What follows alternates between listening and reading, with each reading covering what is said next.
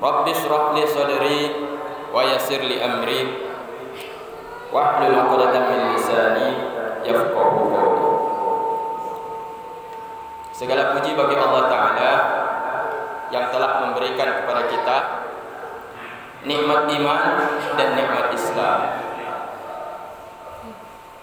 Allah Ta'ala telah mengkaruniakan kepada kita nikmat iman dan Islam melalui diutusnya Nabi kita tercinta Muhammad sallallahu alaihi wasallam. Karena itu bagi kita kaum muslimin yang dimuliakan Allah Ta'ala, tidaklah seseorang dalam suatu majelis melakukan zikir dan doa tetapi mereka tidak membaca sholawat kepada Nabi Muhammad SAW, melainkan mereka dianggap amal mereka itu buntung. Buntung berarti cacat, cacat berarti kurang berkah, kurang sempurna berkah. Makanya di mana-mana kalau kita lihat di acara kaum muslimin kita masyarakat Aceh, baik itu acara kenduri orang meninggal, kenduri orang menikah, kenduri orang khitan, anaknya dikhitan, selalu ada dimulai dengan pembacaan sholawat, terutama sholawat badar. Hal ini tidak ditinggalkan dalam acara-acara tradisi yang ada di Aceh. Kenapa? Karena sering dianjurkan oleh para ulama untuk tidak melupakan Nabi kita Muhammad sallallahu alaihi wasallam.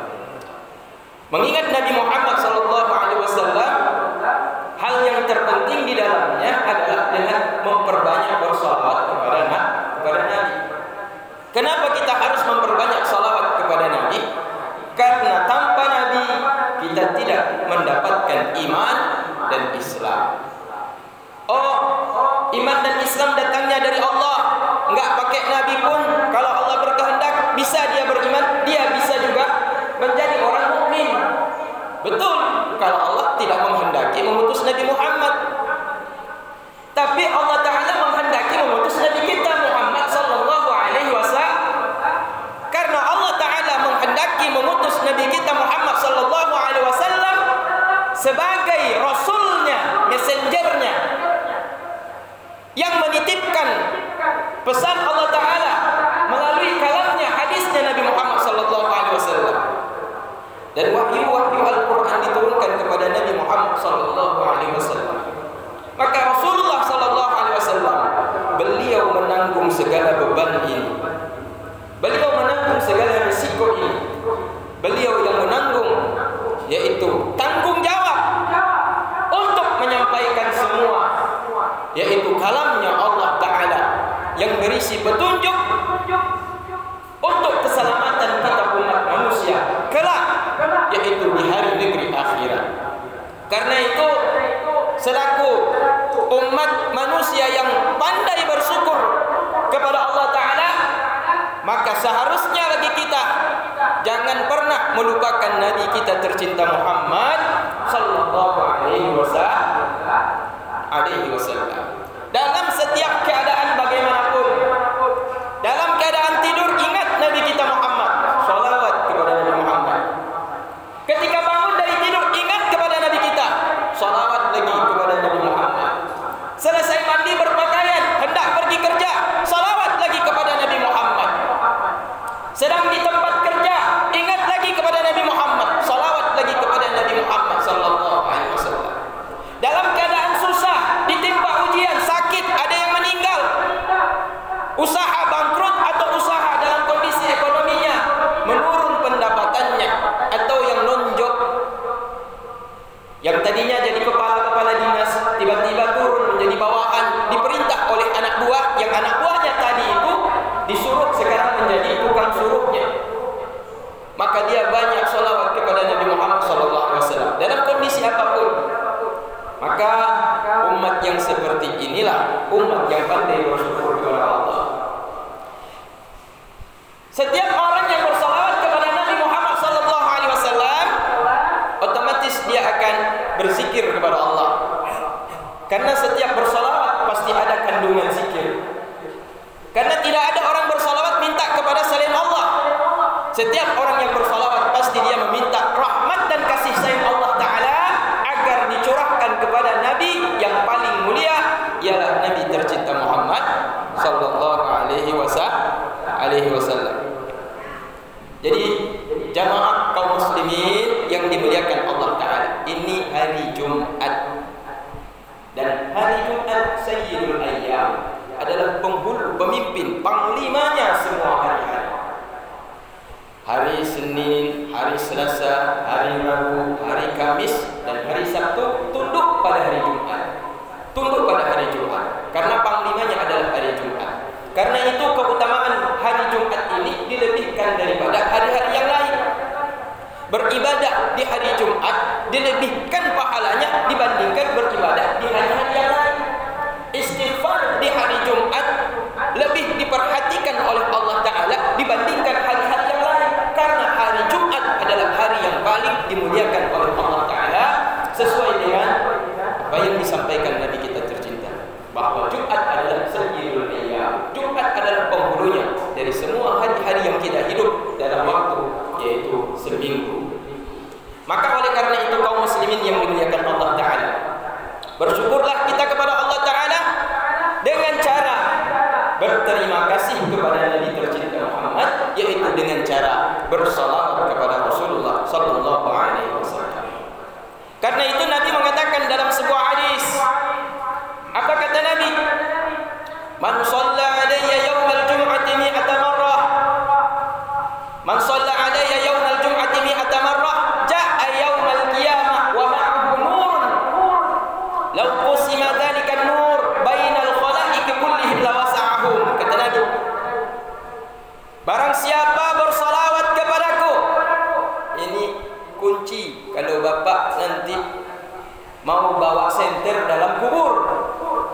Kalau bapak-bapak nanti ingin masuk kubur punya senter punya lampu, punya cahaya. Karena dalam kubur itu tidak ada genset, dalam kubur itu tidak ada PLN, tidak ada orang mati kemudian ditanam, di dalamnya dipasang lampu, kemudian dipasang lagi listrik, taruh ampere di situ, langsung telepon PLN, buat di situ token listrik.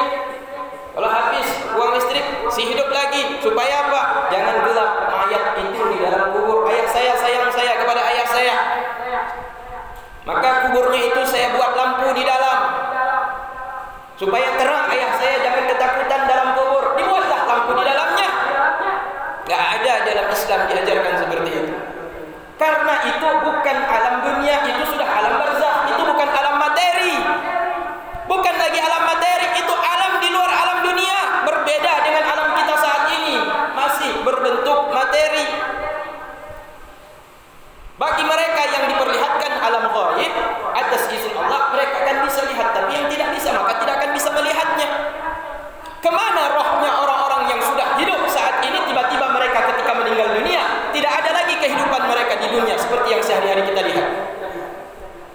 bisa melihat orang tua kita yang sudah meninggal dunia.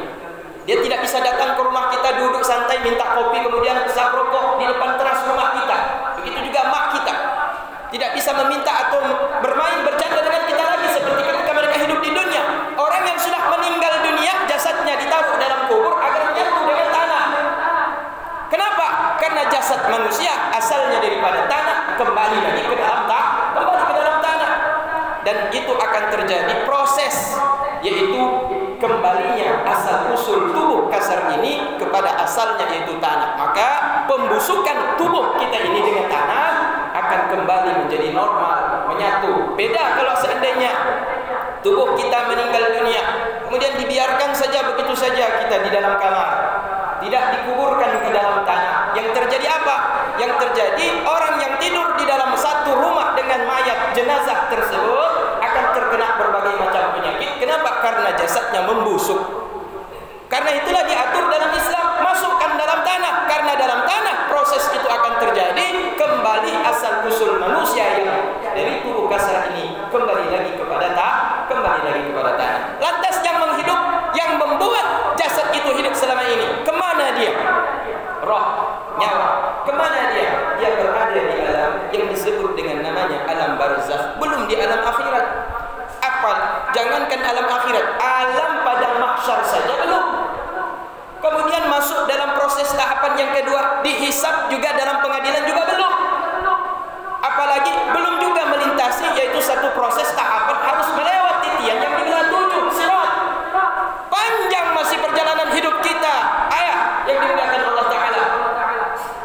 Hidup di dunia ini sangat singkat, tidak seberapa. Berapa lama manusia yang hidup di dunia ini yang paling panjang umurnya? Tahu kita dalam sejarah, Nabi yang paling lama usianya siapa? Orang mungkin mengatakan Nabi Adam. Tapi ada yang lebih lama dari Nabi Adam, Nabi Nuh alaihissalam.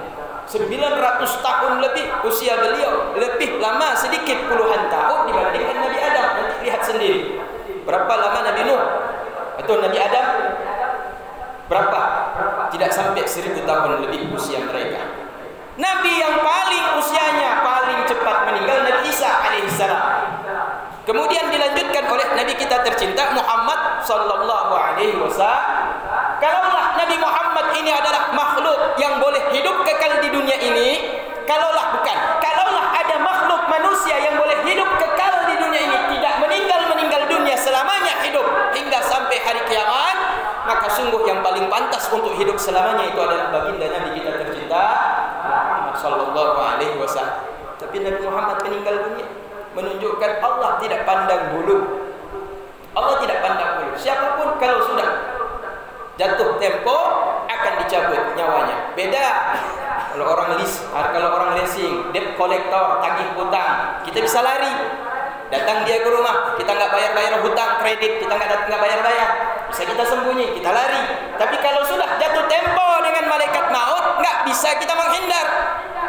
Qul innal mauta alladzi tafirruna minhu fa innahu mulaqikum walau kuntum fi burujin musyayyadah. Kata Allah Ta'ala.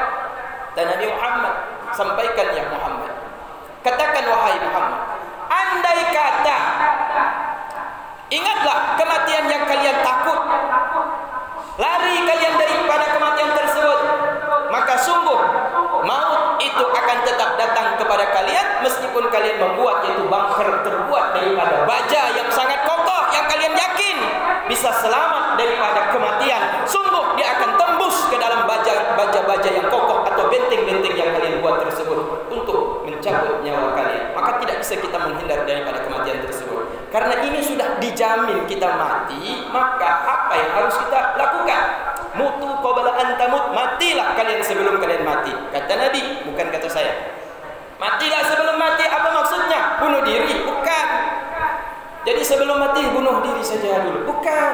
Mati sebelum mati artinya perbanyak amal untuk persiapan sebelum datang malaikat maut. Nanti kalau datang malaikat maut, kita tidak terlalu terkejut juga. Kaget juga. Tapi kagetnya tidak terlalu kaget dibandingkan orang yang tidak punya persiapan. Kalau orang tidak punya persiapan sama sekali, maka ketika nyawa ini dicabut, matanya melotot. Kenapa matanya melotot? Ada mayat yang meninggal dunia, matanya melotot. Kenapa? karena dia tidak siap untuk dicabut nyawanya, tidak siap dia untuk dibawa. Sedangkan kereta kematian sudah datang menjemputnya, sudah hadir di hadapannya, membuka pintu, mempersilahkan dirinya masuk ke dalamnya untuk dibawa ke alam barzakh, tapi dia ingin lari, takut untuk masuk ke dalam kereta maut tersebut yang dibawa oleh malaikat maut. Tapi kalau kita punya sedikit saja amal, ya Allah Ta'ala, masih punya sedikit saja, ya Allah tadi malam saya sempat tarawih, ya Allah, ya Allah tadi malam saya sempat baca, ya Allah Al-Quran, ya Allah satu juz, ya Allah, ya Allah sempat saya tadi malam itu meneteskan air mata, ya Allah, terlebih yang tadi malam sempat tasbih, ya Allah, ya Allah, ya Rabbi, ya Karim, saya sujud, saya tasbih 300 kali, ya Allah, 4 rakaat saya baca tasbih, setiap saya iktidal, setiap saya iktidal sujud, dalam berdiri qiyamnya saya, ya Allah, subhanallah, alhamdulillah, wa la ilaha illallah, subhanallah, alhamdulillah, wa la ilaha illallah, subhanallah, alhamdulillah, wa la ilaha illallah, rukuk begitu, iktidal, sujud begitu, duduk, sujud lagi, sebelum salat, subhanallah, alhamdulillah.